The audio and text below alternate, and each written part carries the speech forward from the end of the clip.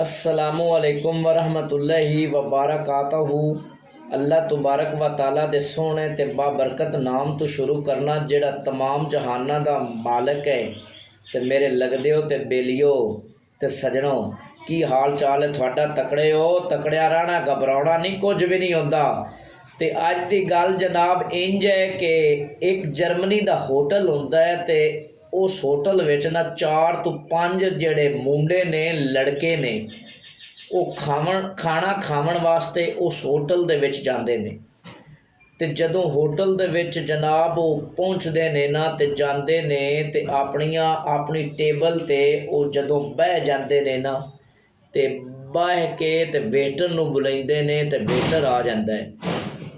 ते जदों वेटर आ जांदा है ना ते वेटर नूं खाने दा आर्डर दिंदे ने ते वो वेटर खाने दा आर्डर लेके ते खाना लवावन वास्ते अंदर आर्डर दिंदा है ते दे के वापस आ जाता है। ते थोड़ी देर तो बाद ना की होंदा है जनाब, खाना लग जाता है उन्हां वास्ते।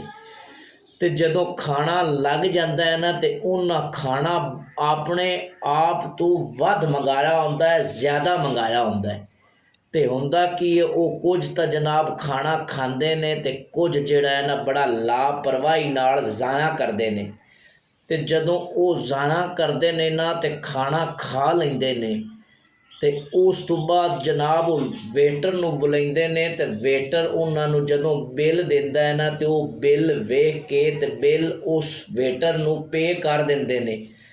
वेटर नूं बिल जनाब दे दिंदे ने ते जदों वेटर बिल ले लैंदा है ना ते उस तो बाद वो उन्हां नूं पता की आखदा, वो आंदा है सर तुसी ये काम चंगा नहीं कीता, ए तुसी इतना खाना ज़ाया कर दिता ते ये तुसा काम ठीक नहीं कीता। ते जदों वो वेटर उन्हां मुंडियां नूं इतनी गल करदा है ना ते वो अगों लड़के जवाब दिंदे ने कि खाना असी अपनी जेब दे विचों खादा, पल्लियों खादा, तेरे कोलों पैसे नहीं इन्हां दे भराए, साडे पैसे हैं, असी जो मर्जी करिए।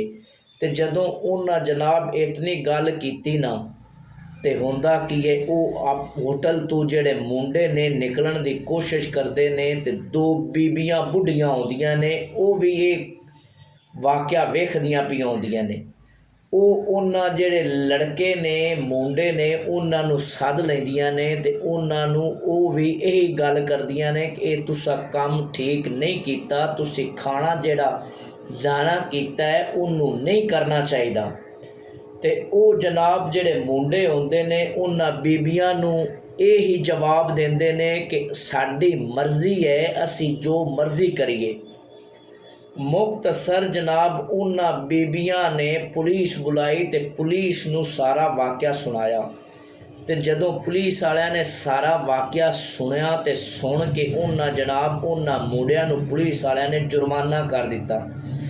पता नहीं कितना जुर्माना किया ते जुर्माना उन्हां मुंडियां ने पे किया ते वो होटल तो चले गए। ते दोस्तों गल सुनाण दा मकसद ते करन दा मकसद ये है कि वो जिहड़ा मुल्क है ना उनदे विच बंदे रहिंदे ने गैर मुस्लिम, उन्हां दा निज़ाम देख लो ते साडे मुल्क दा निज़ाम वेख लो।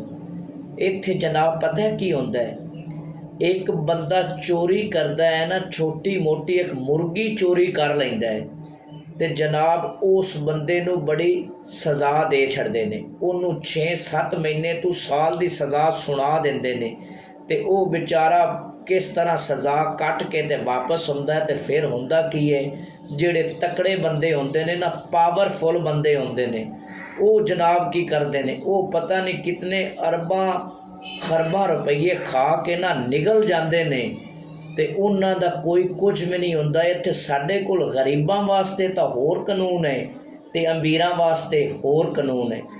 ते दोस्तों पता है कि कहावत है ना कि जिसकी लाठी उसकी भैंस। साडे कोल जिहड़ा निज़ाम है, साडा सिस्टम है, वो है ही इंज दा।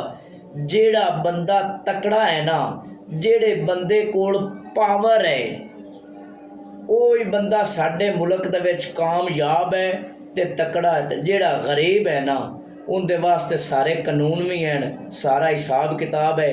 ते अल्लाह ताला जिहड़े साडे मुल्क दे महकमियां नूं ਚਲਾਵਣ ਵਾਲੇ ਬੰਦੇ ਨੇ ਉਹਨਾਂ ਨੂੰ ਹਿਦਾਇਤ ਦੇਵੇ ਤੇ ਅੱਲਾਹ ਤਾਲਾ ਉਹਨਾਂ ਤੇ ਮਿਹਰਬਾਨੀ करे ਤੇ ਸਾਰੇ ਮੇਰੇ ਲੱਗਦਿਆਂ ਤੇ ਵੀ ਤੇ ਸਜਣਾ ਤੇ ਵੀ ਮਿਹਰਬਾਨੀ करे। अल्लाह निगहबान।